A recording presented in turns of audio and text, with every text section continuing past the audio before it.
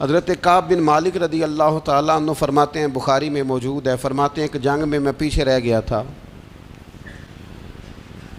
میرا خیال تھا کل چلا جاؤں گا، گھوڑے اور سواریاں میرے پاس تیز ہیں، مضبوط ہیں، پرسوں چلا جاؤں گا، تیزی سے بھاگ کے میں پہنچ جاؤں گا، میں قافلے کے ساتھ شامل ہو جاؤں گا، لیکن بس تھوڑی سستی ہو گئی، ذرا غفلت ہو گئی۔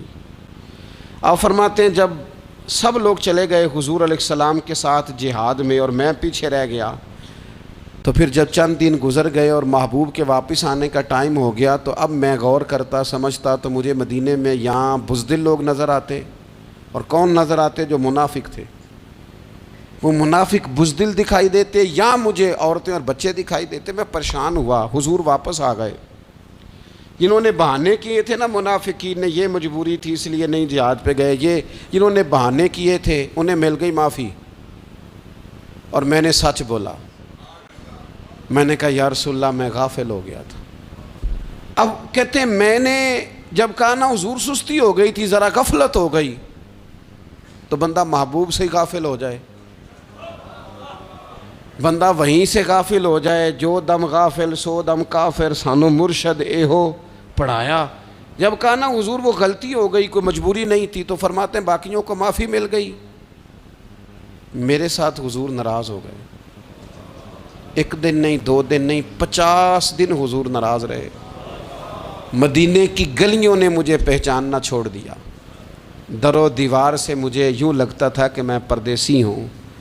فرماتے ہیں میں مسجد میں آتا تھا، میں جب محبوب کو دیکھتا تو حضور رخ انور پھیر لیتے، اور مجھے پتا تھا جب میرا چہرہ ادھر ادھر ہوتا تو پھر کریم رحمت کی نظر فرماتے ہیں 50 دن مسلسل۔ پھر مجھے حکم ہوا کہ بیوی بھی بھیج دو، میکے بچے بھی بھیج دو، ننھال یعنی تنہا رہ جاؤ۔ فرماتے ہیں وہ میں نے قید تنہائی کاٹی، لیکن شکر اللہ کا یہ ہے کہ میں سچا تھا، بس ذرا بھول گیا تھا، بس ذرا غفلت ہو گئی تھی۔ تو فرماتے ہیں پھر اللہ تبارک و تعالیٰ نے میرے اوپر فضل یہ فرمایا کہ میری توبہ کا اعلان رب نے قرآن مجید میں فرمایا۔ تو غافل نہ بنے کبھی بھی، ہمارا نہ مسئلہ یہ ہے، اور آپ نے ناراض نہیں ہونا، ڈھیر سارے لوگ غافل ہو جاتے ہیں، مالدار بھی غافل ہیں، صاحبان علم بھی اللہ ماشاء اللہ بہت ساری جگہوں پہ غافل ہیں۔ جن لوگوں کو 4 لوگ جاننے لگ جاتے ہیں، کوئی مقام حاصل ہو جاتا ہے، وہ بھی بہت ساری جگہوں سے غافل ہو جاتے ہیں، اللہ ماشاء اللہ۔ غفلت بڑی تکلیف والا منظر ہے۔ جو لوگ سمجھتے ہیں نا میں اب گڈ بک میں آ گیا ہوں، اب میں اچھا ہو گیا ہوں، اب میرے لیے خیر کہا جاتا ہے، مجھے اچھائی شاید یہ مستقل میرے ساتھ رہے گی، تعریف ہی ہوگی ہمیشہ، وہ بھی غافل ہو جاتے ہیں، اور یہ غفلت ٹھیک نہیں ہوتی۔ وجہ دیکھنی چاہیے کس وجہ سے انسان کو وقار مل رہا ہے، عزت مل رہی۔ اپنی زندگی سے غفلت کو اتار پھینکیں۔ تھوڑی دیر کی تو غفلت ہوتی ہے، لمبی تو نہیں۔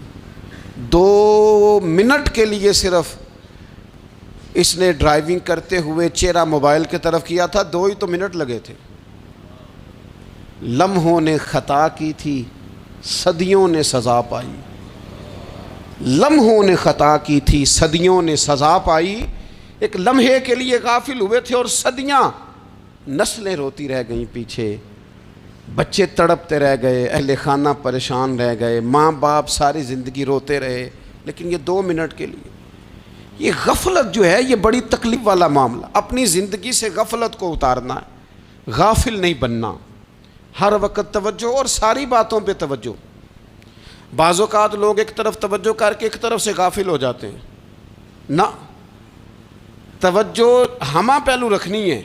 ہمارے ذمے جتنے بھی حقوق ہیں ان سب پر توجہ، ہر چیز کا خیال، ایسا نہ ہو کہ عبادت کرتے رہ جائیں اور حقوق العباد ہم سے چھوٹ جائیں، اور حقوق العباد اتنے زیادہ ادا کریں۔ ایک صاحب مجھے کہنے لگے ایک دفعہ بڑے وثوق کے ساتھ، کہنے لگے جی معاذ اللہ ثم نہیں جی ٹائم ملتا پھر نماز دا کی کریے، روزی کمانا بھی تو عبادت ہے نا۔ تو میں نے کہا آپ نے عبادت کرنا ایک حصہ قبول کیا ہے، آپ نے کل عبادت نہیں قبول کی۔ عبادت کل ہے، ہمہ پہلو، ایک حصہ آپ قبول کر کے نکل گئے اور باقی آپ نے چھوڑ دی، تو کسی ایک طرف سے بھی غافل نہیں ہونا. جتنی ذمہ داریاں ہیں، جتنی ڈیوٹیاں ہیں، ان سب کا خیال. اور جو بڑا آدمی ہوتا ہے، بڑا گھر میں بڑا ہو، قبیلے میں بڑا ہو، علاقے میں بڑا ہو، ادارے میں بڑا ہو، کلاس میں بڑا ہو، جو بڑا ہے اس کی تو ساری آنکھیں کھلی ہوئی ہونی چاہیے. ایک ایک پر اس کی نظر ہونی چاہیے کہ میری کہاں ضرورت ہے، کہاں مجھے اشک شوئی کرنی ہے، کس کے ساتھ میں نے کس طرح محبت کا رویہ رکھنا ہے. غافل نہ بنے.